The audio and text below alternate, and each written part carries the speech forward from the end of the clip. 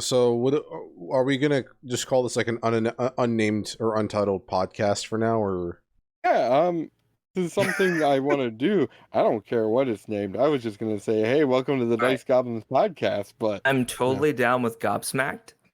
yeah, What do you guys think about GobSmacked? I actually mean, really like I that. was the one who posted. actually, we should open and then go ahead and actually discuss. Yeah. Because I do like the Do we idea of do like a discussing little it. goblin who just like punches the screen and like the screen shatters or something? Did you see the little logo? The little logo I made in OBS and didn't do any photoshopping for. Ooh. No. It's Oh, it's got the little. That's cool. It's got the little That's glass. cool. Yeah, put a little PNG of broken glass behind the smacked. That's awesome. It's super. It's super Dice simple. Goblins logo like right next to it or something. Yeah, I could add that in there. But I mean, like, this is all for after the podcast is done. Oh, cool. Yeah. Yeah. Mock-up looks pretty good. But by the way, going forward, I'm going to be capturing when we're recording our sessions. I'm going to be capturing 2 different OBS screens, like I have been. But one of them is going to have all the backgrounds and all the animations and shit for like our talking heads part. And then when we're in combat, there's going to be a separate one that captures that same information, but a little differently. And it's also going to capture the battle map. Reason being is because doing this inside of my video editor, I currently have 30 layers of video elements, and it's literally to render half of it up until the break part took me 12 hours. Jesus Christ. And then I realized there was an error in that and had to do it again. So oh no. it's not, I haven't even bothered doing it again yet. So we still have a week and a half to go for that. But yeah, so I'm going to try to now that we have the elements here, I'm going to use OBS to capture both screens with all the elements in it. And then it will just be a matter of going into my video editor and telling it to transition when I need it to transition. And rendering should be like maybe 2 hours tops. That's awesome. Oh. Yeah, it'll be much easier. So that's why I was messing around with it before this. Yeah. I mean, I guess, okay, fine. You wanted me to do it? I'll do it. Do it. Welcome to the Unnamed Dice Goblins podcast. GobSmacked. It could be called GobSmacked. It could be called something else. We haven't yet decided. I'm Critical Kunik. I am Jacob Crow from the Crow's Perch. I'm Artificial DM. All right, and no one else could join us because they're moving and doing whatever else. So it's just us 3 today. Oh yeah. So we wanted to provide something that filled in some of the content for those times when we can't play a one shot or play a full campaign, and we figured doing something a little more freeform house-esque would be pretty fitting. Oh. Yeah, so we'll just kind of go around, screw around, talk about whatever we're going to be talking about today. I believe Artificial DM, you mentioned having some talking points you wanted to go through. We're gonna bring up some Dice Goblin one-shot shenanigans. Ooh, You want to talk about the latest episode? So, The only episode? yeah. Wait, hold up. We First gotta set some stuff here. Are we putting this out before or after that? You know what? Get it edited, but we'll put it up after the first episode. Spoilers, kind of like yes. Kind of like a midweek thing. Avoid spoilers. That way, if people enjoy it, and then we, of course, by then we'll have like 1 extra week worth of audio recorded for another podcast, and we can just boom, boom, boom. Anyway, so if you haven't seen episode 1, go ahead and click on the link above. And there is going to be spoilers. So, first off, I overprepared some stuff, underprepared other things, and then you guys got all roleplay heavy. Yeah, and that opening especially. Yeah. I wish we had Den and Scabbers on to talk about this, but that fucking opening. Did you guys plan that, by the way, to have that? A little bit. Genuinely curious. So this is basically what happened. I wanted to have a good plot hook. Couldn't think of a good plot hook because I had an NPC who was going to be like, I'm in deep with the mafia. Help me. And then give you guys blueprints to a location you guys would break in, and then what's to stop you guys from running away with all the money? And I kept going over this over and over, thinking of different player motivation. Eventually I said, screw it. One of them is going to be in trouble. And then I sent the message to the group being like, listen, guys, I messed up. I know we're playing in like 6 hours, but one of you is going to be in trouble with the mafia. You guys decide how that's happened. And Dan was like, oh, yeah, sure, let's have Maldo in trouble. Why not? and it worked out because I'm like, all right, so tell me, what do you think Maldo would be in trouble with the mafia for?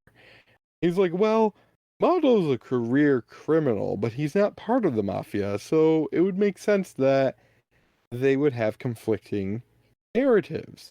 And oh, hey. Ooh, RPG Tales just joined.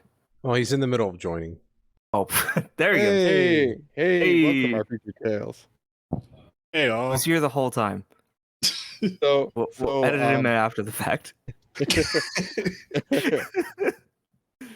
So I'm giving a little bit of my introspective about the opening scene for the one shot. We're going to be posting this after the first episode.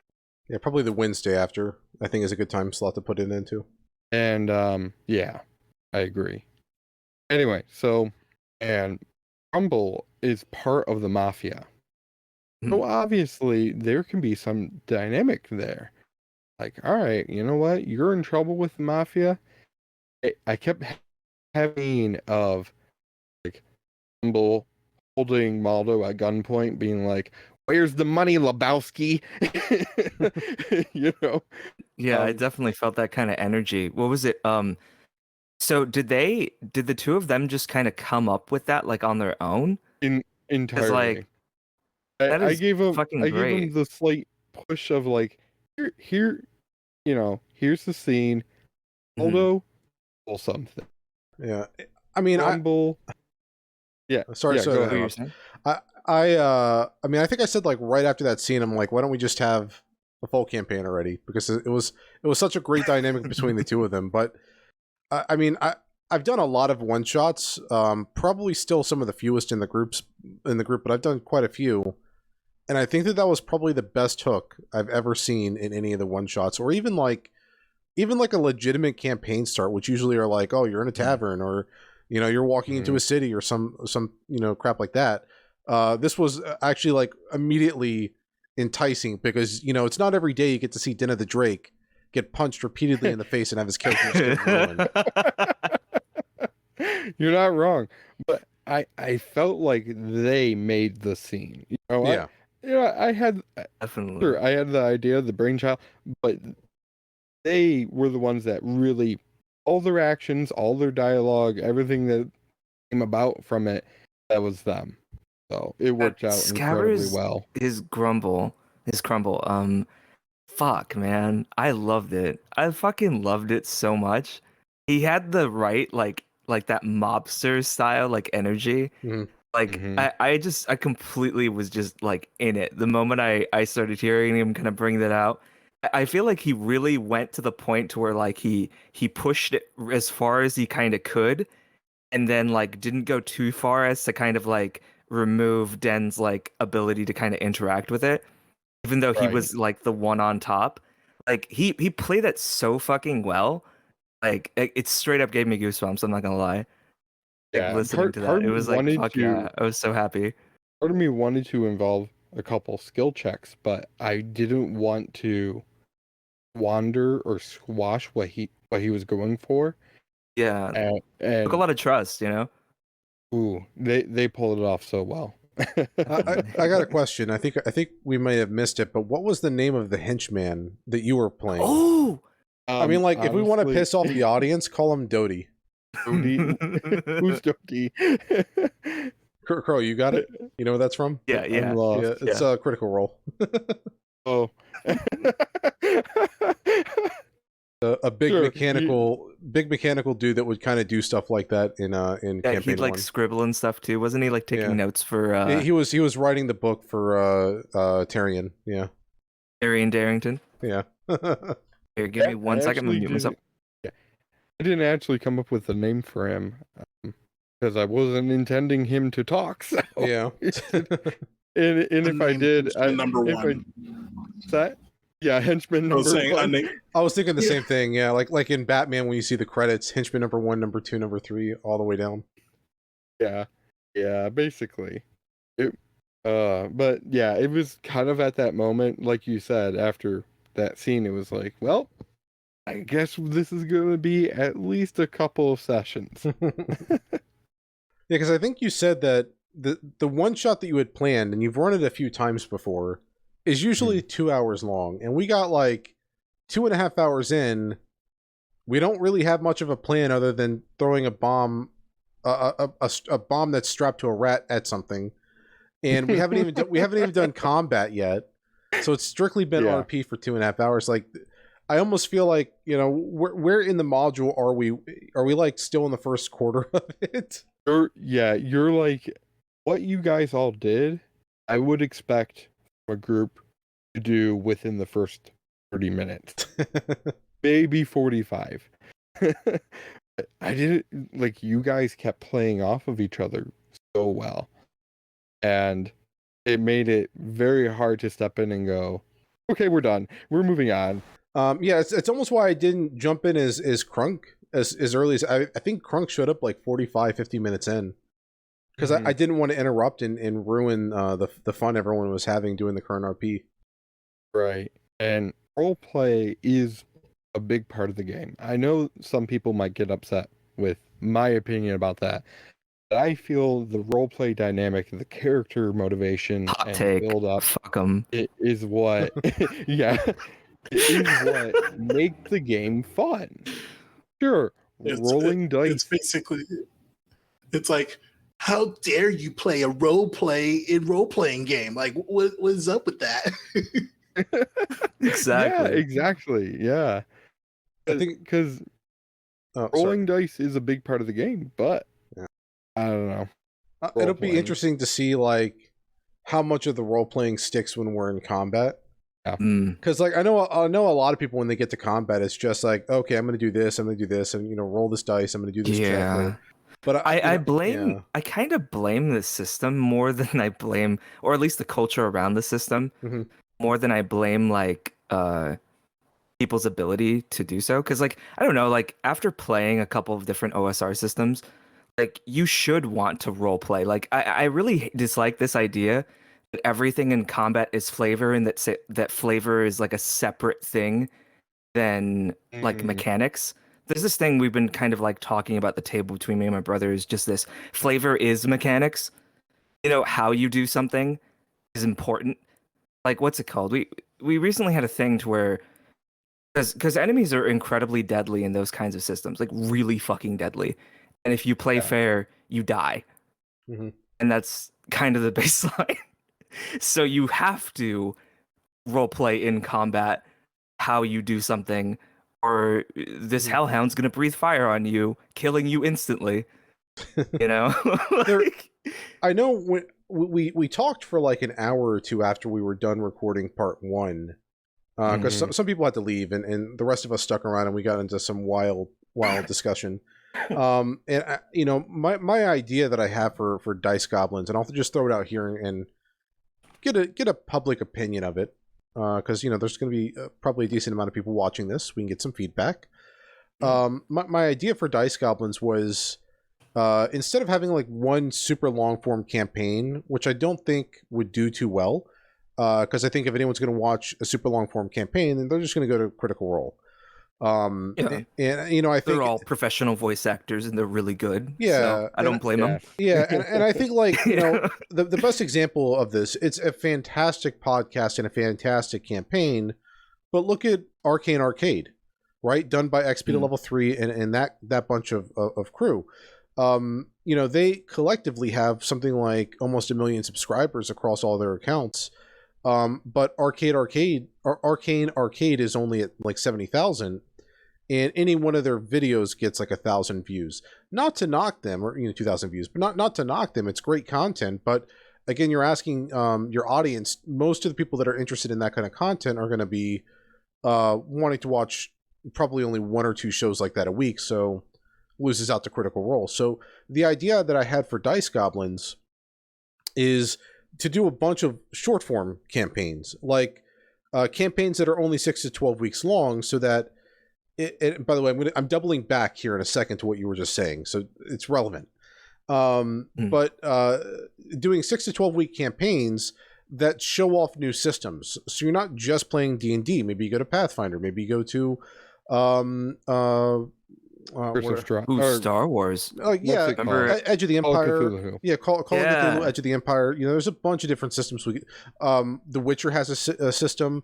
I know there's the Wendy's one that had a lot of controversy with Critical Role. Yeah, that exists. We could do a Wendy's campaign.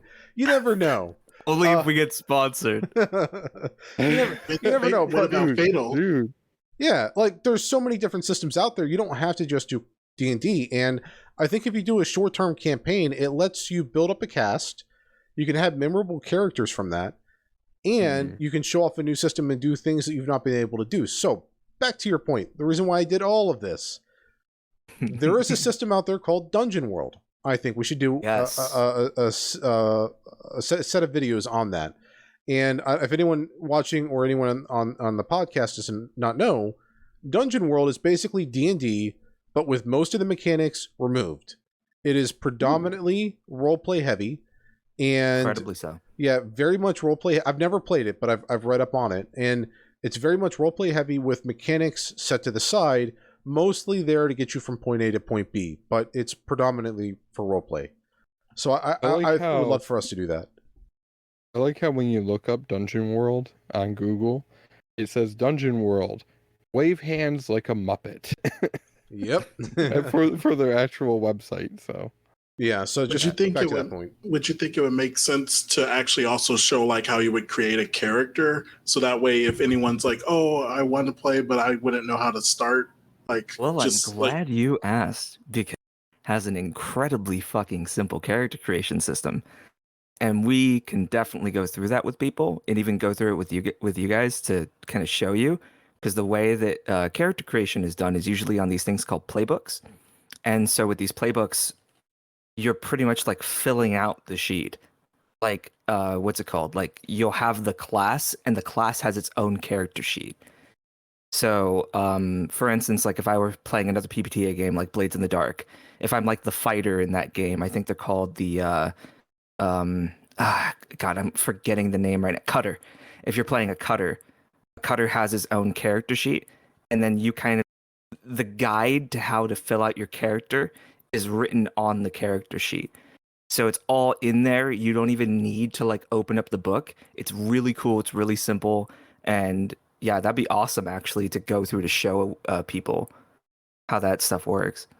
Yeah, I mean, we can certainly do like a session 0, or maybe use the podcast that we're debuting now in the future to do character creation and cover those concepts. Mm-hmm. Yeah, and I like the point that where we're going to be able to experiment with these different, but we can also show basically here's how our session 0 goes when you have no idea what you're doing or what you're playing. Which yeah, some DMs don't know how to introduce a new player to the game aside from going, here's the book.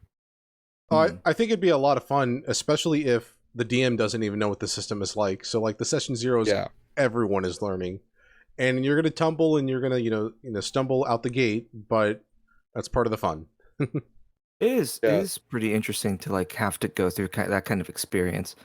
I honestly think it could be really cool to like try to experiment with some stuff that's more out there as well. There was something in particular, Kunik, I think you brought this up like last time when we were talking about the honey heist thing that Critical Role went through. Like, we could go through some of those weirder systems like that like nobody fucking knows anything about. And I think that could even be interesting, like doing stuff like that as well. I mean, hot take here. Critical Role's one-shots are some of my favorite episodes because you don't need to know... I agree. You don't need to know you don't need to know like 100 episodes of backstory or anything to do that. Or if some very obscure, like when Laura, minor spoilers for campaign 2, but when Laura pulled out the cupcake and sprinkled it with the dust of deliciousness that she got like 60 episodes back, most people didn't even recall what that did. But when you have a one shot, like, you don't have that kind of baggage there, so it could just be pure unadulterated fun. And Honey Heist is a great example of that. It's unadulterated fun. There were 2 roles. You either become more bear or you are less bear. That's it. Speaking of, and this is kind of the advantage of the podcast format, did you guys see the Jackass trailer for the new movie? No, I did not. It just came out, and the reason why I bring it up is the ending scene. They have one of the members strapped to a chair. They pour honey over his head, put some salmon in his lap, and release a bear into the room that he's in. Oh my god! you can see the absolute terror on his face when they do that. Jesus Christ! Oh my god, that's so fucking crazy, dude. Part of me is like, you want to watch it? You want to watch the trailer? Yeah, I don't know. I'm a little interested now, honestly. Well, we can watch it afterwards because we can't really put it up on YouTube. That's true. DMCA'd and all that. Yeah.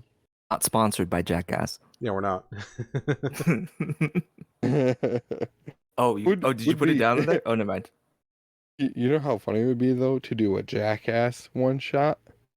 If you can put It one doesn't together, matter I'm what game. system. What's that? Today we're going to run into a dragon's den. I'm going to steal her eggs and run off with them, and we'll see how fast she can chase me. But wait, there's more. I'll also be completely naked as I'm doing this. And chained to the fucking floor.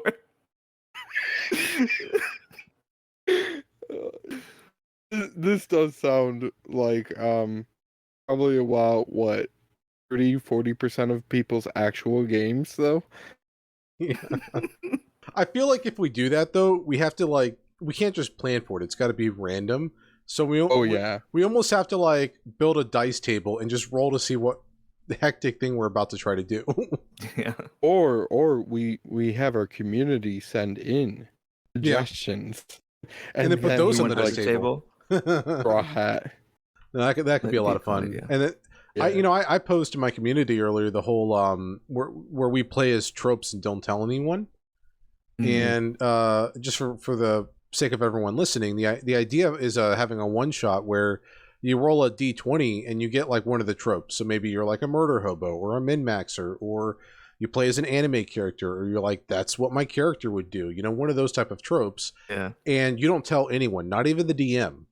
Dan was so excited when that got mentioned. Yeah, we have a DM table as well, and I think the idea thrown out was that every few minutes the DM would roll and change their personality traits. So maybe they would, one minute heavily favor one particular, player at the table, and then the next they're throwing a DC 10, a DMPC, yeah, or like a DC 10 dragon against a DC 2 party, or something like that.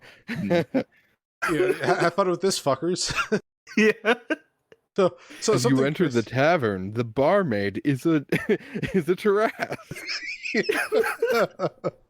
The patrons are also Taras. Roll for initiative. By the way, you're all at disadvantage. Yeah, surprise round. So that I think that could be a lot of fun, but we almost have to plan multiple character sheets in case it ends very abruptly. Oh yeah. Definitely. Right, until you end up with the DM favoritism DM, who just miraculously brings your character back to life, and now you're level 20. Yeah, but I was almost thinking the player with that sheet, that could be a player role that they just tell the DM they have to get a little bit of favor every so often. Yeah, and that's almost like a one shot that has endless attempts. You can do it multiple times and it will be different every time. Yeah. So. Definitely. Yeah. I think that could be a lot of fun. We'd have to think about what would the situation be. It's got to be something kind of moldable so that when the DM kind of flips personalities, like he's schizophrenic, we kind of have room for him to be able to. I think that depends. Kind of fuck with the story. I think that really depends as well on like the DM table. Maybe 1 minute we're doing Curse of Strahd, and then turn a quarter. Yeah, turn a corner and Curse of Strahd. Now you're in Tomb of Horrors. Have fun. But he doesn't have to tell us that. We're just gonna be like trying to discover it, and then all of a sudden we're dead. Yeah, you just walk into the black hole door.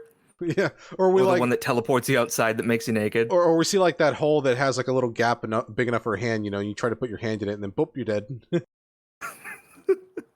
That's the classic trap right there. Yeah. Fucking black hole mouth. All right, so I did have a couple of questions for the three of you. You've got your characters, you were expecting it to be a one-shot. If we did carry the story a little bit further, would you be happy with the character that you built so far? Hell yes. But sorry. I think the only caveat going forward is we probably have to be de-leveled a bit and level up into the characters that we're currently at. Yes. Sorry, Crow. Oh, it's all good. Oh, I was going to say, can you repeat the question? I didn't quite hear it. Oh, Discord has been a little screwy tonight, hasn't it? Yeah, I've got a flood warning nearby, so like my power's been having some issues for me, so I can't tell if it's Discord or not. Anyway, my question was, if we did carry the story a little bit further, we did like, as Unic has been saying, about 10 sessions instead of 2 or 3. Would you like be a mini happy campaign? With a mini series, mini campaign. Would you be happy with the character that you have right now? I think so, honestly. Like, I actually really like what the fans kind of came up with Kithmet, because it kind of gave me just enough to kind of get myself going with that, and then kind of go forward. I really like the idea of being able to play a Kenku in this way. I haven't played, I haven't played a Kenku like this in a while. So it's really refreshing to kind of imagine Bumblebeing my conversations. Like in Transformers, how he does the radio thing to kind of communicate. Oh, yeah. So like it's kind of funny sometimes, like thinking about like what were bits of conversations this character heard that I can just kind of throw in as just like lines I could use. So yeah, like I'd actually be down. I am glad though that it would be a mini campaign, because I feel like that gimmick would really wear thin after a while, if I'm being completely honest. Yeah. I do not think the mimicry thing lasts beyond like 10 sessions. I imagine eventually you would just pick up enough to know how to speak. Exactly. Or put together like weird sentences. But I think I'm in the same boat with Krunk. I mean, there's only so many Russian and rabbit puns that I can come up with. I mean, and you guys haven't even experienced like a quarter of what I've come up with. So I'm so ready. Yeah, I've got some stuff lined up for you. But yeah, like I think for the voice, I'm kind of locked into it. I think it works for him, but there's only so many of that I can do. And I think a lot of his appeal relies in the fact that he's stupid. He's got a 9 in intelligence, 8 in wisdom. He ain't very smart. And then this stuff he comes up with based on that. But I don't know how much of a staying power that has. I do love I do actually love like how stupid he is and how confident he is, because he just has this kind of like, he kind of has this thing about him, like just from what we were able to play, where he's very sure about all of his conclusions. Like he thinks he's Sherlock Holmes. Oh heck yeah. Yeah, like he thinks he's this brilliant guy. Like math is just flying around him when he thinks. He's like 2 steps behind everyone. He's got it. Yeah. Math is flying around, but it's all in alien languages, and he doesn't understand any of it. It's all in red wavelength, which means it's going away from him. Yeah. Talking about astrological. So 2 + 2 does equal 6. Yeah, no, it's. I think I played the stupid part of him right. I'm not sure on the alignment part, because he's chaotic good, and I wanna strap a bomb to a rat and throw it at a wall, or command it to run Kinda away. good. You know, you're doing it for a good reason. You're I here mean, to save a friend. I think, yeah, we're saving a friend. We're getting, Yeah. as far as I'm concerned, we're reclaiming a holy artifact from a That's good. an evil organization that wants to heal for evil. Like, what kind of organization is that? So, And pest control. Yeah. Yeah, but I think it's towing the lines of chaotic good and closer to chaotic evil, but I thought it would be funny, so that's why I did it. I think it's one of those things where I feel like alignment kind of fails us. Because like at the end of the day, it's like you're right, like if he was just chaotic evil, then what? Does he just start kicking puppies now? You know, like it's Yeah. it's kind of annoying like how the alignment system works in that way, to where there's such a broad assumption. Like when you say the words evil, like you're imagining the worst like kind of person. But it's Yeah. like, no, he's just kind of dumb. You know, it's like he's not malicious. He's not doing this because like he just loves clubbing baby seals every Sunday, you know? Like he thinks he's doing good work, and he thoroughly believes in what he's doing.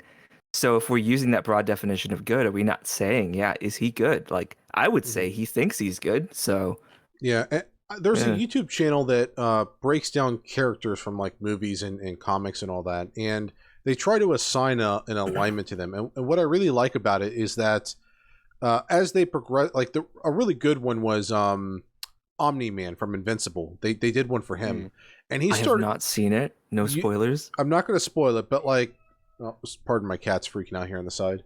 I heard. Yeah, she wants me to feed her. I'm like, you've gotten 3 cans of cat food today. I'm like, I'll give you some more later. You can hold up, Missy. Yeah, she can hold. But yeah, so he, like, not a huge spoiler, like, but you're gonna get the gist of this after watching the first episode.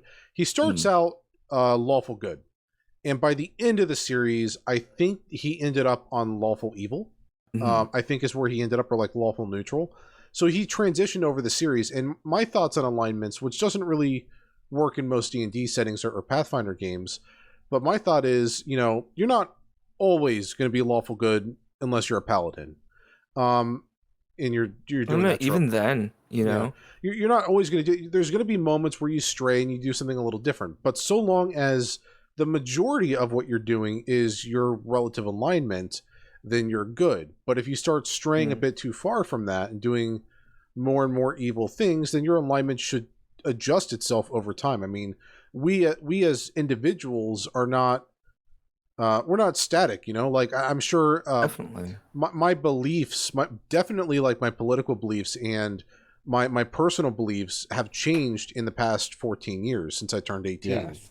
And that's the same for your characters. So I'm very much like, so long as it roughly falls within the range, and if it keeps falling outside of that, then maybe reclassify yourself. But yeah. Yeah, because you know, you're right. People change. People change all the time. And that's why I kind of like this shift from, even in 5e, from de-emphasizing things like alignment and shifting more towards there's this thing they did in the character sheet. It's like character trait, personality trait, I mean, flaw, bond, and what's the last one? Ideal. And I feel like those things embody more of who you are as a character than something as simple as just like, are you good or are you evil? You know, it's like the difference between Fallout New Vegas's decisions and like Fallout like 3, where it's like, oh, do you want to kill all the people or do you want to save all the people? And then Fallout New Vegas hits you with, okay, if you do this thing, you know, this guy who's probably really bad will get out of this scot-free, but you might save a couple people. But then if you help the people, they're still being manipulated by this other group. And then it's like, oh, fuck. There's no good decision here. Yeah, the world is more morally gray. And then you also have to take into consideration, look at Hitler. Like, I mean, we're not going to dive too much into we're not going to dive too much into Hitler's psyche. All right, boys, deep dive on Hitler. We're not doing Hitler, that. But Hitler would classify himself as lawful good. Yeah. And yet everybody else is like, no, he would be lawful evil. And so that's where the model of alignment chart is really fixated on the player versus the actual perspective of the character. Yeah. Yeah. In a Vampire and in Chronicles of Darkness and stuff like that, there's what they call virtues and vices instead of things like alignment. And I think those kind of like even encapsulate those things better, because it's like what's your thing that you aspire to be, and then like what's the raw like worst part of you, you know? Hmm. Because it's like, yeah, my virtue could be, that I'm courageous, and then like my vice could be that like I have an addictive personality, you know? So then it's like, oh, like maybe you crave the attention you get from being courageous, and that's like the worst part of yourself when like those two things blend, you know? Yeah. Doubling back to the initial question that led us on this sort of tirade, though, just to reiterate the question from Artificial, if we were to continue going to a 12 episode miniseries, would we be game? RPG, I noticed you unmuted yourself for that, and then we kind of talked over you. So if you want to answer that, because I assume you had a response for that. Yeah, I'm sorry. I usually don't try to talk over people or anything. No, so that was our mistake. I forgot to man. go back to you earlier. No, it's no problem. Yeah, for my character, I guess I'm pretty much just playing him as a straight man. I don't know if I should put a weird quirk, but it is definitely like I feel like the group has a lot of personalities, and so it's like, oh, do you really want to add another personality to the group of personalities?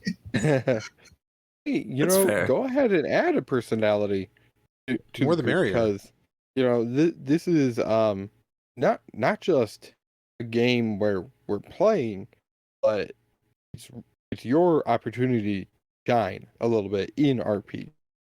So yeah, I would encourage you to add a little bit of pizzazz, and maybe he's a little bit reserved, but once he makes some friends, that's when he bursts out of his shell. Yeah, I guess we'll just see when we go to the alleyway. I'm actually looking forward. Like, I want to see the Jensen apartment. You guys ever play a Deus Ex? Yeah, big Like fan the of whole series. Yeah, the whole Jensen apartment being like your alley, to where like you have your whole personality is like in this alley, from like the food you eat and the cans that are cracked open Yeah, I want to to see like that the stuff broken you mirror. steal. Yeah, I want to see that broken mirror because you don't like how you look. Yeah, like there's a fist-sized hole in the mirror. Yeah, I'll work on my alley. I'll make sure it looks nice. That's awesome. I'm excited for the alley. But yeah, I definitely had a lot of fun with it. I think I told my wife afterwards, I'm like, I spent more time laughing than actually DMing. But I mean, I said almost immediately after in our Discord channel, the one for us, not my personal one, but I said, I don't think I've laughed or smiled that much in like 2 years. I had like a smile on my face the entire time. That was a lot of fun. That's so heartwarming. That's awesome. Oh, and in case someone's watching this from far into the future, I mean, like the past 2 years have been COVID, so yeah. Just for some retrospective, if you're watching like a few years in the future. Critical Kunik, constantly in depression mode, finally broken free. It's not that I was depressed. It was just like there was nothing really going on. It's been hard to find like one shots even to get into. Yeah, it was. Fucking hell. Yeah, so I mean, like a lot of my fun is self-contained, but I've also had a lot of heartbreak this past year. So, like, going into this year, first time I was single in like 4 years. So it's I had a lot of heartbreak at the beginning of the year. So like, yeah, no, COVID sucked. I didn't get it, thankfully. No one in my family really did, but past 2 years have been no bueno. But I think YouTube as a whole, especially my community on the Discord channel, has been certainly a breath of fresh air from reality. Yeah, definitely. It's been really beautiful seeing like all this kind of come together, and like the hype that was able to be kind of encouraged for getting this started to begin with. I was so fucking like Like my eyes are gonna burst out of my skull when I saw that like Dice Goblins already reached like what was it like past 2K, You're almost and like we 3,000 haven't now. even posted a fucking video. And like that was insane just to see that like people showed up, people showed up and it's not even done. Yeah, I imagine once we actually have the first episode up, it'll probably shoot up. It'll have another spike. Hopefully, yeah. Probably. I like seriously, when we were working on this, getting it ready, I was expecting it to be like 1 to 200 super fans because we do have a lot of cross subscribers and whatnot, and no, it just exploded. And it's like, what? It's been very humbling, very baffling, and pretty dope. Yeah, need to loop in some more creators. Oh, sorry. I was gonna say yeah. So to all the fans out there, you rock. Yeah, definitely. I think what's really interesting about Dice Goblins as well is just we have so many different types of creators. From the way more analytical ones, which I think RPG, artificial, and I really fit into it, to the more personality based channels like Den of the Drake and like yourself, Crow. We've got such a wide variety of audience, so it's very, I think, humbling to see so many people get behind Dice Goblins and be just invested almost everywhere. Like every time I checked, leading up to right when we were doing the big push for our character creation, every time I checked someone's videos, there was always at least a few comments about Dice Goblins on them, no matter who I looked at. And even like, she's not even a part of the group, but like on Foxy's videos, I saw Dice Goblin comments. I'm like, maybe in the future we can get her on. But it's yeah, been I'd just definitely everyone. be open to that. Yeah, just everyone everywhere has been really stoked about it. Yeah, it's amazing. And honestly, this is the type of stuff that I really wanted to do when I got into YouTube personally. Be right back. My chicken showed up. Quick, let's talk crap about him. Well, he can't respond and defend himself. So no one's gonna mention that the crow guy had chicken. All right. Oh, we gotta like rail him on cannibalism now, or whatever that would be. Like it's a similar species to crows. It would be close enough to cannibalism. Weirdly enough, we don't say that about. Weirdly enough, we don't say that about fish, though. Fish are soulless; they don't count. Someone watching right now and be like, "Goldie, you the goldfish in my fish tank would beg to differ."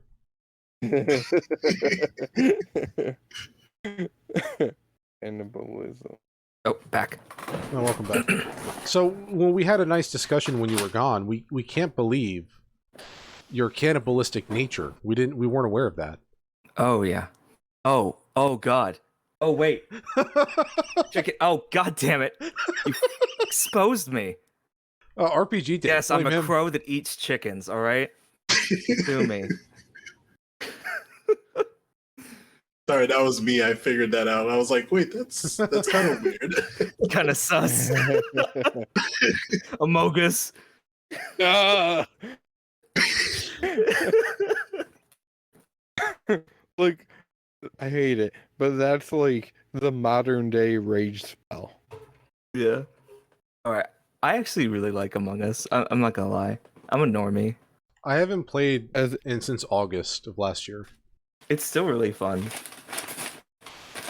It You basically is a fun only game. play it with like your friends though. Do not play public lobbies ever. Mm-hmm. It's just not worth the headache.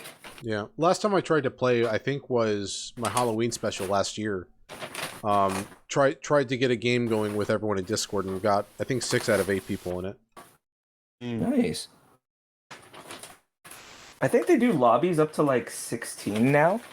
Oh, that's new. I You didn't can do know like huge lobbies now. I haven't played it like Oh my. recently, but I heard about that. Excuse the avalanche that's happening at Crow's house. I think we all need My to like bad. contribute like papers being ruffled through. That was all my chicken. I'm sorry. I didn't realize it picked up that much of it. Oh my god, Yeah, I that's use awful. That's kind of why I use push to talk, because there's always just like random noise happening somewhere else in my house. You know what? Anyway. I'm actually going to switch back to push to talk now that you mention it. I feel bad. It's like if I didn't do that, my cats have a an automatic litter box. Every time that thing went off, you just hear like some motors happening in the background. If I didn't do it, Oof. That would get obnoxious. it's not super loud. I've kind of tuned it out, but like you guys wouldn't know what was happening. You'd be like, "What's that mechanical noise?" Ah, Unix using his artificial. I can't. I'll tell you what, though. I was going to go somewhere very inappropriate. I'll tell you what, though. If anyone watching has cats and you've not tried out an automatic litter box, it is ridiculously liberating. You no longer do you have to worry about your cats kicking their like poop and crap out of the litter box anymore. They still get a little bit of the stuff outside of it, but like a very small hand vac can pick all that stuff up. But it cleans itself. And then after 60 cycles, which takes about a week, I just dump it out, wipe it down with a wet wipe, put in some new gelatin crystals. It takes all of maybe 2 minutes to do all that. And it's not a hassle because my cats can't kick anything out of it. Like the big reason why I got it is because the old litter box they had, no matter how tall of a litter box I got for them, they would kick litter everywhere. So I had to put it in a bathroom. And, you know, I'd be finding like litter under the toilet and behind the toilet and in the bathtub and just everywhere. So it fixed that issue for me. And then only major downside is that it's like $15 more a month for the gelatin. But I mean, I'm willing to pay that for the convenience. Yeah, no kidding. This episode of the Dice Goblins podcast sponsored by. Hey, we're not limited to tabletop stuff here. We can talk about whatever. Have you all seen the Steam Deck? It just got announced. It looks amazing for playing PC games. We could talk about whatever we want. Yeah, that is RPG. No, I was going to say, oh, you're talking about the PC Switch? Yeah, that runs Arch Linux. Heck yeah. I'm the only Linux user here. I'll take it. Linux for the mainstream. Let's go. All right, onwards to more questions, because you had a list. Oh, Yeah. I just had like one other question. What would be constructive criticism for me as a DM? Well, artificial DM, you suck. How's that, huh? Fuck you. I do. I think, you know what? I think if you go and look at the webcams, you need a key light and you need a kicker light and maybe turn off the ceiling light above you because it casts some harsh shadows on your face. Oh, definitely. Yeah, why didn't you get your hair done beforehand, huh? I Yeah. just got my hair cut, actually. Did you get your makeup done? What? Did you get your makeup done? That sounds like a no. I didn't. I'm Okay, not well- experienced with my makeup. Well, you should have hired an MUA, first off. Oh, you know, I completely forgot. He needed those RGB triangle things on his back wall. He didn't have those. Yeah. How dare you? A lot of grave sins being made here, yeah. artificial. I mean, as for actually DMing though, I don't. You know, I mean, I think the problem is we kind of took over with the RP stuff. We pretty much fucking took over. I didn't get a good grasp for your art like DMing style, unfortunately, because we ran the show. It was our show after that first opening segment. So Yeah, and I'm okay with that. But at the same time, I really should have stepped in and gone, okay, or accelerated things. Yeah, I think that's the only thing I'd say is like reining things in when it's clear that we're just gonna keep going. yeah, Because I think it's pretty clear that if you leave us in a room, we'll just keep fucking talking. yeah. You know, like you have to stop us. And I've got to Yeah. rewatch it, but I think like the weakest part of the video that just went up, that no one else has really reviewed but me, as of the recording this audio, was these when we came back from the break, and it was Zach and Helmet and I going off on to look for the wall, right? And it was just us. Yeah. I felt like that dragged on a little too long. It would have been nice to have been reined in from there. And that's kind of why like I did my whole speaking to the birds and trees thing, and then I texted you saying, hey, I want to wander back to the rest of the group. That decision, like, by the way, for anyone watching, like, I decided to go back to the group before we'd even cut back to them, and they started talking about bombs, and I'm like, oh man, that's exactly what I had planned. So it worked out in that regard, but I think we hung on that scene just a little too long.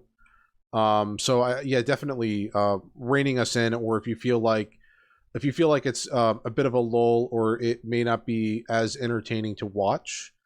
So strictly for Dice Goblins, not necessarily for regular DMing, just rein us in, focus us back into where we're supposed to be doing or going. And all our spells, just send the dragon. Yeah. And suddenly, The entire castle turned out to be a dragon. Suddenly descending she's from a the Mick dragon. Suddenly, descending from the clouds above, you see light shining through what appears to be flapping wings as a dragon descends upon you and starts flame breathing everyone around you. What do you do? I ask him where his horde of cringe is.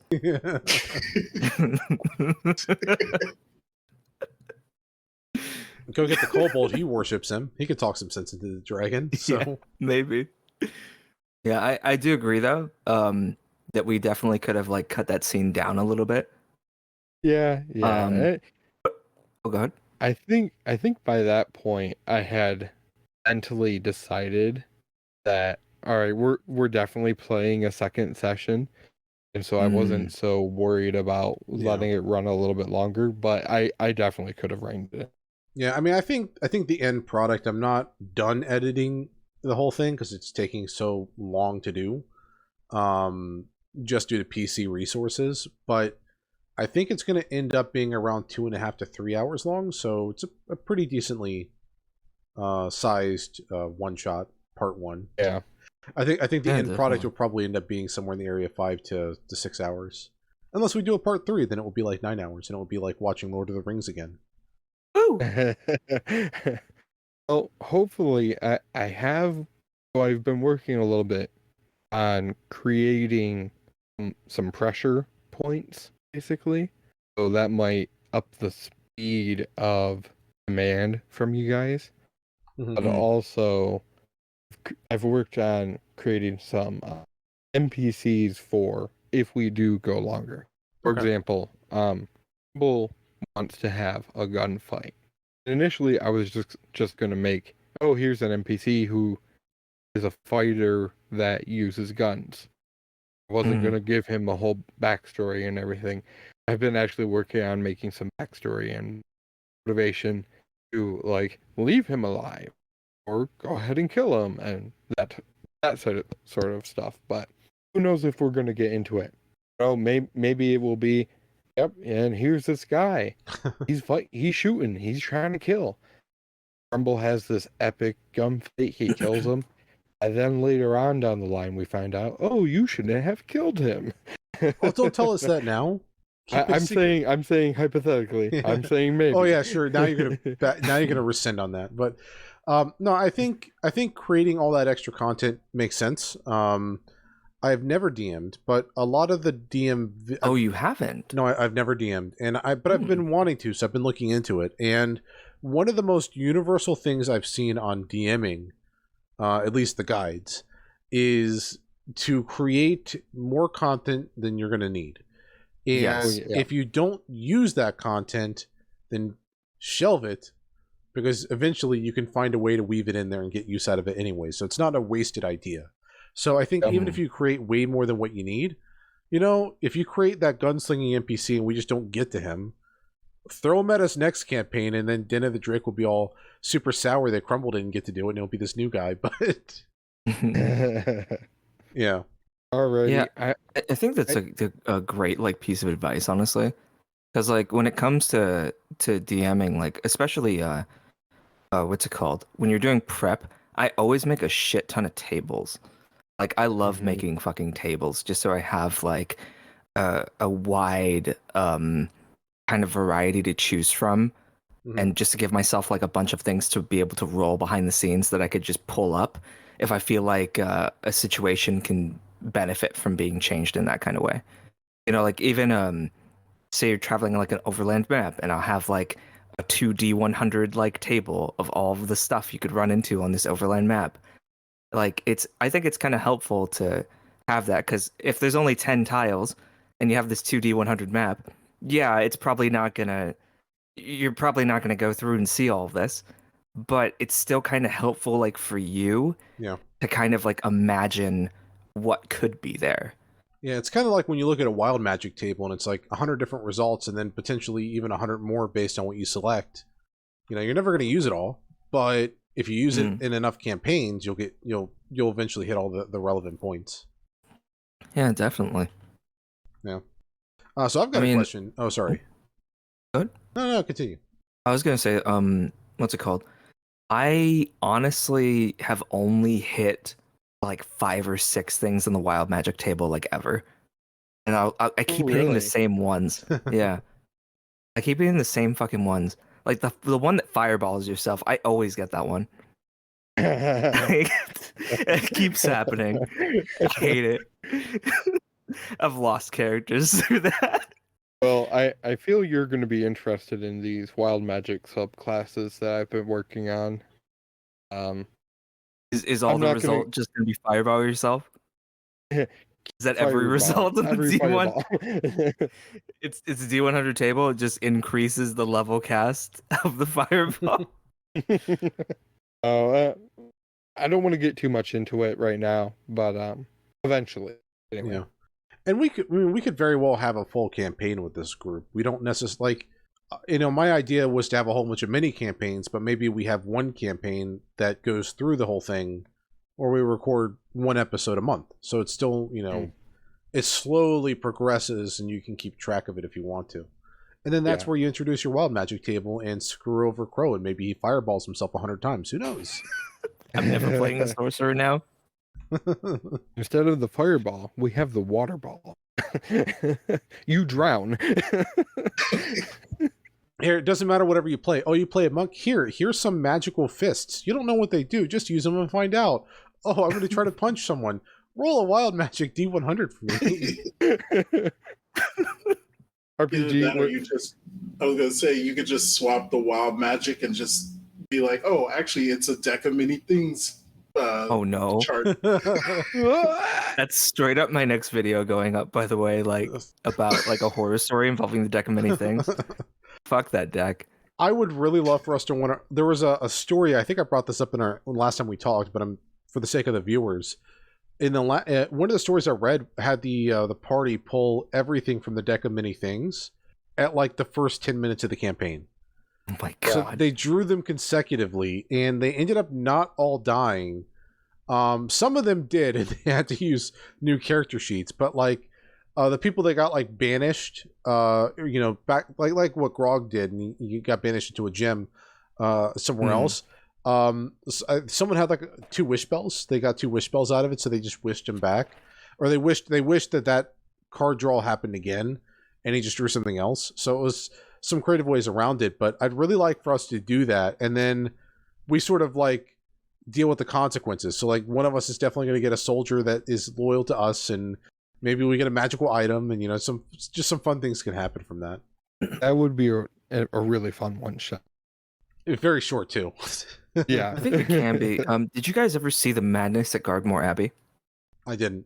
It's a 4th edition adventure that is almost entirely centered around the deck of many things. It's like the MacGuffin item of the campaign. It's really interesting. I was going through it a couple different times. I think I mentioned it in this latest video that's going to be coming out soon about a campaign that gets fucked over because of the deck of many things. But yeah, it's really cool. I would love to be able to go through it or even run it at some point if you guys would be down, but it's completely like focused on the whole deck of many things. Yeah, like there's even stuff happening in the area that have been caused from people drawing from the deck and stuff. Maybe I'd be down for that. Yeah, I'd be 100% down. Maybe there's an updated version for 5e. Maybe. I kind of would I'd prefer to avoid 4e. So maybe fair. Maybe there's an updated, or maybe we just suffer and play 4e and deal with a tank DPS healer meta. You guys don't like math? Oh, you guys don't have phones? Oh god. RPG, you misunderstand. It's not that we don't like math. We're just stupid. For me, it's not necessarily the math thing. It's just like if I wanted to go play an MMO, I'd play an MMO. Fair. Like Yeah. 4E was like I didn't play 4E. My friend initially tried to get me into 4E. My current DM, he was coming off 3.5. When 4E came out, he tried to hype it up as like a new beginning and all this. He was big into WoW, so like it pulled a lot from it. And then he did like a few sessions, and then they went back to 3.5. So that's all I know. Is it wasn't very good. Controversial opinion. I think 4E is actually pretty good. My only issue with 4E is how some of the adventures were done and how they framed some of the mechanics. Because I actually think there's some really cool stuff, and Matt's even done this before too, where he's pulled mechanics from 4E and directly implemented into his game, like skill challenges. Yeah, I don't think there's necessarily all bad. I think there's certainly, like, almost every system has something good, unless it's like a proto system like 1E. Yeah. That's super new. But I think everything has something, like, for instance, I love how combat is done in 5E. I don't really like it in Pathfinder, but I prefer the character creation in Pathfinder way over 5E. So Yeah. I think there's definitely things you can pull from other systems. I think 2E's combat's better than both, honestly. Because I didn't like Pathfinder 1E's combat. 2E's really, like, honestly, I'm a shill 2E. for 2E right now. I thought you meant like D&D 2E. No, I'm playing. Oh, no, my bad. Yeah, the campaign I'm playing is 5E or 2E for Pathfinder. The one thing I'm not like, I like certain aspects of it. Like I like that there's 3 actions you can take, and it could be anything you want. Love that. But what I don't like is the multi-hit roll. Like how every time you try to go for a second or third or fourth hit in a turn, it does progressively worse in terms of chances of hitting. Not a fan of that. I like to just punch things multiple times. I like it because, like I said, coming from OSR systems, like if you just trade attacks, you lose. So like I like this idea of, okay, I hit the guy, or I set myself up to hit the guy, basically. Like I put myself in a position where I can hit the guy harder. Like right now I'm playing a game called Errant. And in Errant, your class has like a damage die. So if I'm a fighter, I have a D8. If I'm like a wizard, I have like a D4. And the only way that I can increase my damage die is to put myself in opportune kind of positions. So then, yeah, like if I use my action, because I think you get like 2 actions in that game. If I use my action to kind of set myself up, like maybe I knock him down, it's not really an attack. And then I hit him, so now my damage die goes from a D8 to a D10. Yeah. So then it's like, yeah, like the reason why in that case in Pathfinder, why I like the multi-hit penalty is so that I'm thinking more about like, how do I set myself up for like a good hit, as opposed to just mashing the attack button. Yeah, I'll have to. I'm still new to 2E, so I'll have to play it a bit. I've not played 1E, so I don't even know what that experience was like. Yeah, I'll just based off of my limited experience, I liked the combat more in 5E, but we'll see. I'll see how that evolves. Yeah, I would say, like, encourage yourself to kind of think outside the box. Like, oh, this is a zombie. Like, I'm gonna take him out like Walking Dead style. I'm gonna trip him, and that's gonna be my first action. I'm gonna trip him over. Oh, okay. Or even like demoralizing is really powerful in that game. I had a rogue character who got he got sneak attack on people who were scared of him. So then I would demoralize people. I'd be like in character being like, I'm coming for you, like, and then and then like he'd get his sneak attack bonus for hitting the guy who was scared of him. So then like you're always kind of like having to think outside the box. I think it kind of, you fall into a bit of a rotation like 5e later on, like level 10 to 12ish. But that's just because these games are not good at high level when it comes to keeping up with the mechanics. Yeah, I hear like 10 to 15 is usually the best. You don't want to go much beyond that. Yeah, just like 5e. Yeah. The same thing there. Like once you get there, it's like you basically have to homebrew the entire game or it doesn't work. Yeah. Too much to think about as a DM to plan around. All right, I had a question. I know we're kind of going over time now. We were shooting for under an hour, and we're a little over that now. But I had a question. It's all good. It's all good. We're having a good time. Yeah. I've got a question, and this will be like a 2-part question, and 2 parts in the sense that the next podcast, hopefully with Din and Crispy on it, we can ask them sort of their thoughts for this too. But I liked all of the voices we came up with, and I figure we'll go Crow, RPG, and then myself, and then Artificial if you had any voices you had worked on. I know we mostly took over the show, so I don't know if you had anything planned or not. But yeah, I guess the idea behind the voices you went with, and particularly with Kithmet, that ethereal voice, sort of the thought process behind that. I think yeah, about that one a lot. Oh, That comes to my head a lot. So, it's funny you mentioned that one because that one I'd kind of like shower thought it for a while. It is I was trying to imagine a kind of I guess a more serious version of. Do you remember that satyr? He turns out to be like the archfey that was like gestures like deity. What's his name again? I'm forgetting his name. The Traveler? Yeah, the Traveler. I was kind of imagining like when it came to the Traveler, like I really like his concept and where he was coming from, but I was also thinking about this game I had gotten into recently called Changeling the Lost. And in Changeling the Lost, you are kind of like you're like a child you were like a child who wandered into pretty much the realm of the fairy, and you were pretty much abducted by them, and you have like a little replacement that lived your life while you grew up in this place. And I was kind of imagining that for Kithmet, and when it came to the voice, I was trying to imagine like what would have been the thing that like enticed this poor little burb, when he was like a little kid out into the woods, and then his parents never saw him again.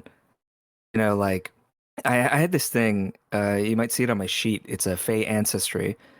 And I wanted to kind of tie that together, like, like what is this creature, this thing that would live here, and it's this ethereal kind of like thing I'm imagining, to where it kind of borrows a bit from the voice that I heard from like Matt doing from the Traveler, and a bit more of like, what if it was more like spooky? Like, what if it wasn't this happy-go-lucky drawing dicks everywhere guy? Like, what if he's almost like a fatherly kind of figure to this character? He's kind of taught him everything he knew. Like he taught him how to talk to the trees and nature. There's a thing Kithmet did towards the end there, where he was talking to like the bird, and he made like the same chirping and stuff like that. And that's kind of like I liked imagining that he learned kind of the language of the trees, of the fucking the birds, and the everything else that's living out there, and was kind of taught all of this by this entity. So yeah, that's kind of like what I was going for, was kind of blending those kind of concepts together. Yeah. Interesting that you put so much thought into the backstory of a one-shot character, but I think it worked out really well. Yeah, definitely. I had some extra time, and I always practice voices all the time. So I just felt like, yeah, this would be cool to just like kind of think about these things, because I kind of get into the auteur kind of bullshit a lot, where I try to really think about like what would be my whatever character I'm playing, like what's their place like in the world, like what do they do, who are the people that influence them, even if it's something small, because like I don't know, maybe I set myself up for heartbreak, because I even do this in OSR games where you're supposed to just make characters and throw them into a meat grinder, and then I'm sad when they inevitably die, you know?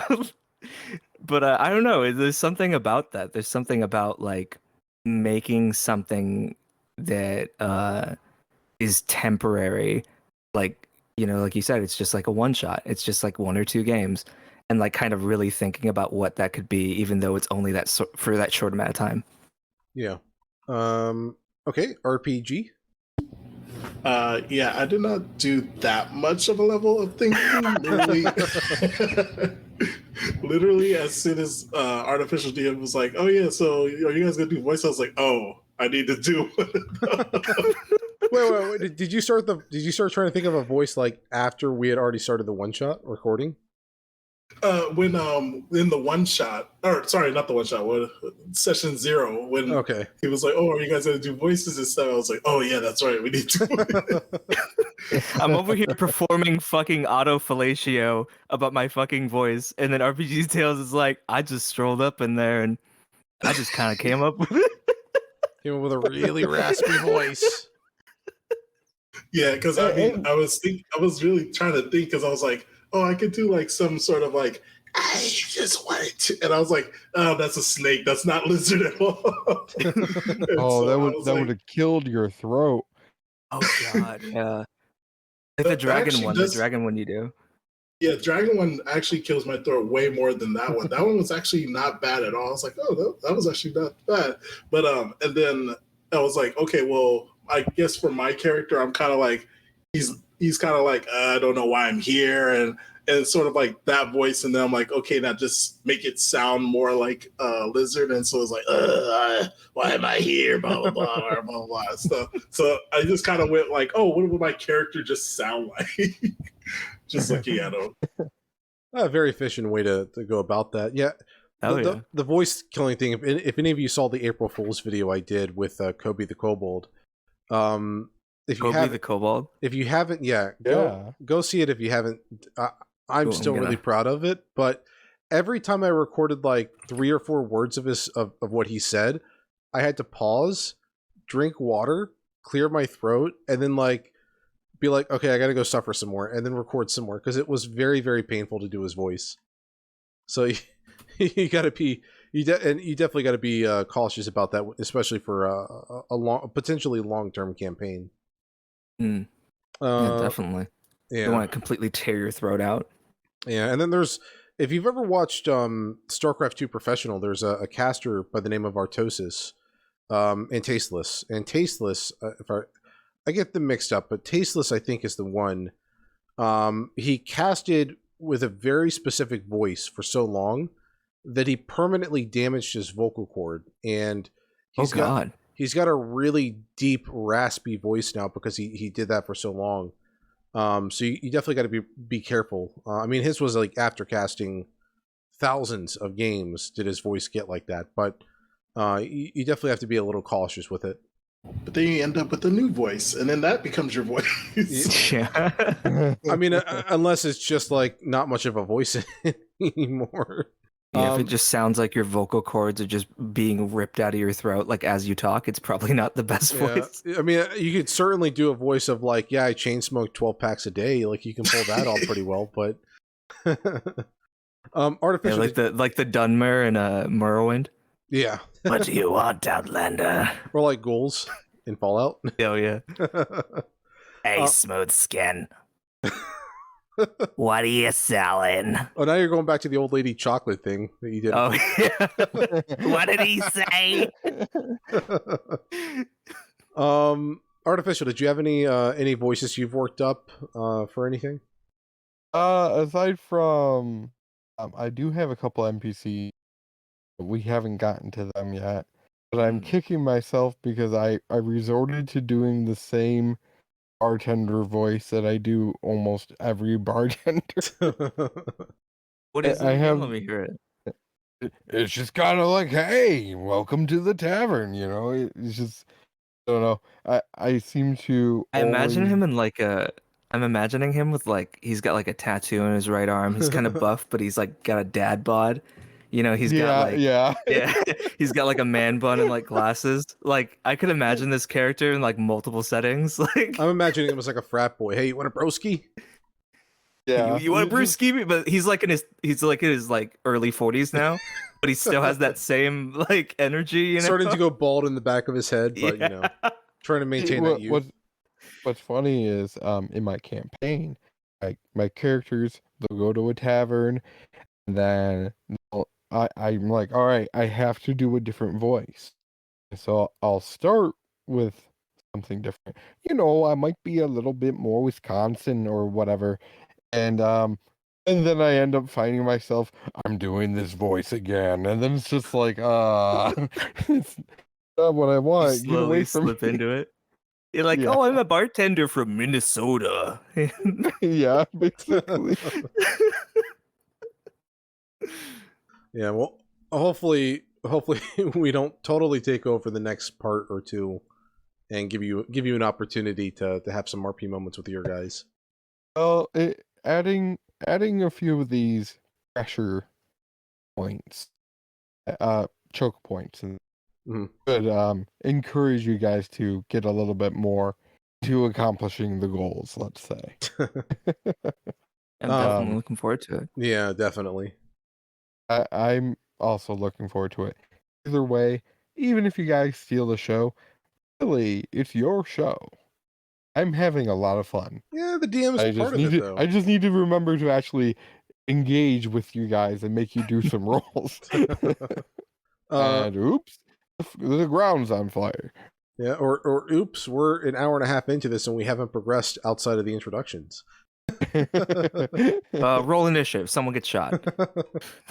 Yeah, I guess. And then my voice. I know a lot of people with me were wanting to do the Brooklyn type accent or the Jersey type accent that. Yeah, I was expecting some Columbo going on. Honestly. Yeah, I know, like what Den Just and one more Crispy thing. did.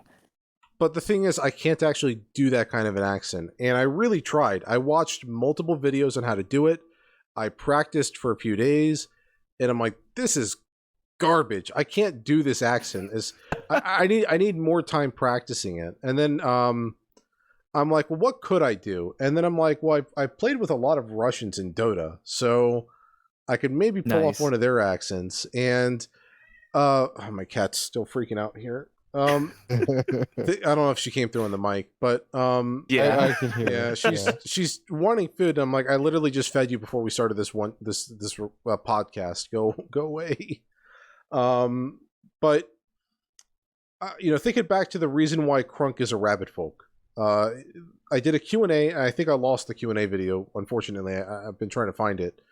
But I did a Q&A right before we built Crunk on D&D Beyond, and everyone was wondering where the name Critical Kuna came from. And critical, pretty obvious. Critical Role, Crit Crab. A lot of crits. Crits are a part of tabletop role-playing games almost universally. It makes sense. Kunik, though, is actually part of my real-life last name. And my real-life last name is Croatian. So it's Slavic. And the Kunik part stands for bunny rabbit. So that's why they gave me a rabbit folk. Wait, is that what that is?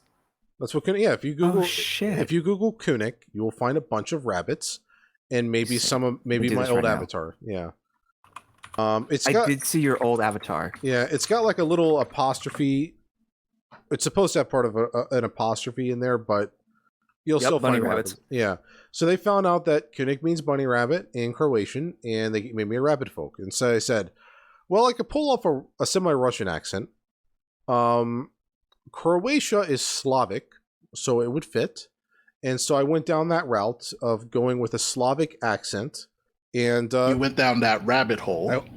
Conrad, I went down that rabbit hole. And so I literally spent about a week speaking almost nothing but in that accent at home. And I'm really glad my neighbors moved out a month ago and I don't have a replacement yet. Because they would probably think I was fucking nuts. I'm like walking around downstairs like yelling angry Russian things and going like "Stuka bliat," and it's just stuff like that. I'm just like doing random ass shit downstairs. So I'm glad I don't have neighbors at the moment. But yeah, so I practiced it for like a week, and then I'm like, my trigger word is "da," and that's why you hear me say the word "da" a lot, because I'm like, the moment I say that, I can jump right into doing Crunk, and that's the key word that I go off of. So. That's really smart, though. That's a good idea. I needed it because sometimes I just wouldn't be able to jump right into it. So I needed something that I could just do the same way every single time. And then Da is like, yeah, in Russian. So it kind of worked out. But yeah, that's sort of the origin of that voice it is related all to my real life last name.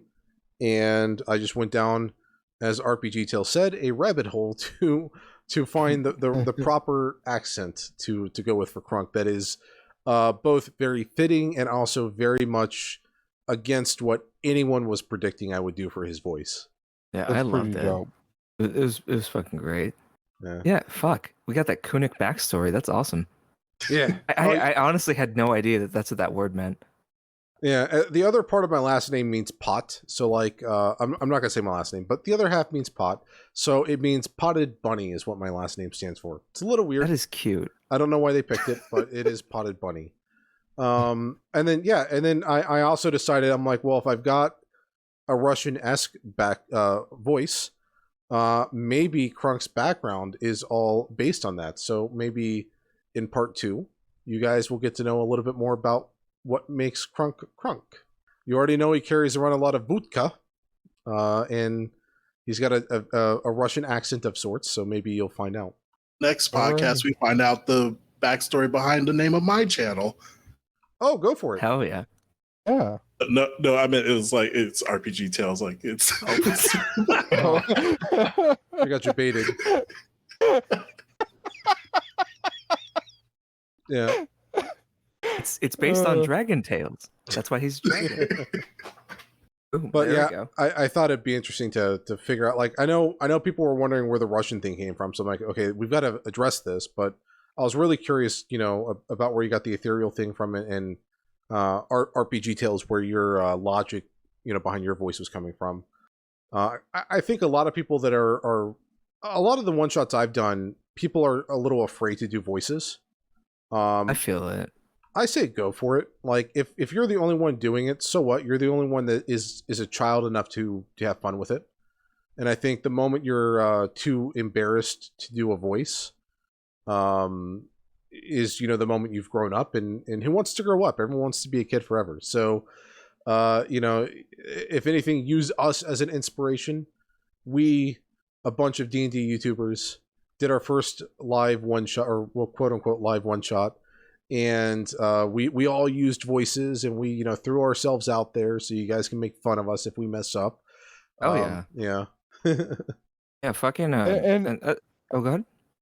At the same time, don't feel pressured to do a voice just because a bunch of YouTubers did voices in a one shot. Because there is nothing wrong with not doing voices. Yeah, if you don't want to do a voice, then don't do one. But I was mostly speaking to the people that want to do a voice. They feel like they're too embarrassed. Or embarrassed by it. Yeah, like no one's going to care. Like, I guarantee more people at your table are going to be like, oh shit, they're doing a voice, I should do a voice. And they're going to self-reflect on themselves more than critique what you're doing. So I wouldn't risk it.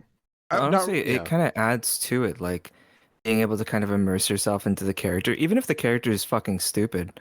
Like, even if the character is like, I thought about this for like 2 minutes and I wrote it down, and I really don't have a backstory or anything. It's like, yeah, like, I mean, it kind of helps you kind of flesh that out. Like, most of my characters, I usually just start with a voice. Actually, like, I'll start with the voice first, and then I'll think like, oh, what's a cool class in this game, and then like I'll just piece it together from there. And I don't even write backstories. Like, I pick like backgrounds and what traits they might have, and then just kind of go from there. Yeah, it's I really hope someone looks at this and then sees, that you don't have to feel like ashamed about doing that kind of thing, about like doing a voice, and just fucking do it. Yeah, have fun with it. Just have fun with it. Yeah. So like how when people cast like a fire spell, they go like from the fire and brimstone of the volcanoes. Like I fucking love that. Oh yeah, that's so good. Yeah. Make sure you guys do that. People need to do that more. Like, man, you got me self-reflecting on the monk I'm doing in Pathfinder right now. I mean, you can do that with almost anything. Like, even like if you're just like going in for a punch, you can describe exactly what you're doing going into that punch, and then if your DM lets you, when you get the final blow, maybe you describe exactly what happens. I'm gonna punch John Wick his ass. Yeah, or you pull like a Terminator. I'm gonna punch into his chest, grab his heart, and rip it out. Or fuck yeah! Something metal like that. Yeah, honestly, like, I think that's why it kind of. I think what the reason why is kind of how hit points work. That people kind of feel like like I can't just say I start chopping through him or anything, because then it feels weird. It feels like WoW. It feels like when the boss is just going, oh, ooh, as you just like lay on him with like fireballs and shit. It's like, but I think it's this thing where people need to realize that hit points mean more like hit protection, and that like when you get downed, that's when someone finally like gets you, you know? Yeah.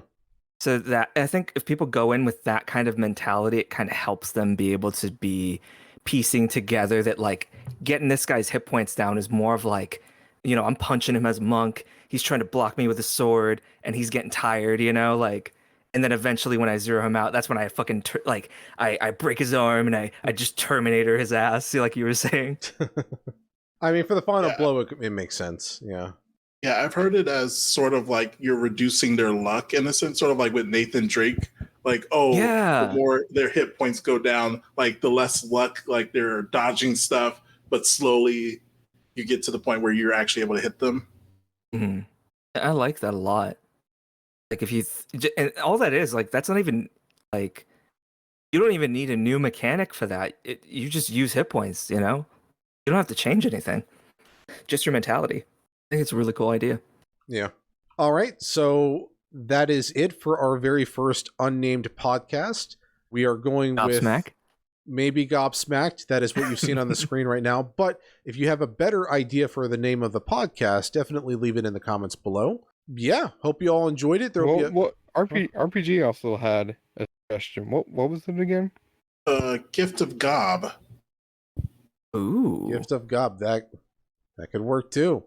So, you know, if you like Gift of Gob or Gobsmacked, or maybe something, you have some other idea for a name for this podcast, definitely leave it in the comments below. Could be our first poll. Could be our first poll. Who knows? You know what? We'll have our 2 suggestions here, and then the top 2 other suggested ideas for the name of the podcast. We'll go into a 4 selection poll, and we'll go with that. But yeah, that does wrap up the first podcast. Yeah, I'm Critical Kunich. I'm Jacob Crow. I'm Artificial DM, And I'm RPG Tales. and together Awesome. we're the Dice Goblins. Yeah, with our powers combined, we are the Dice Goblins. Our powers combined.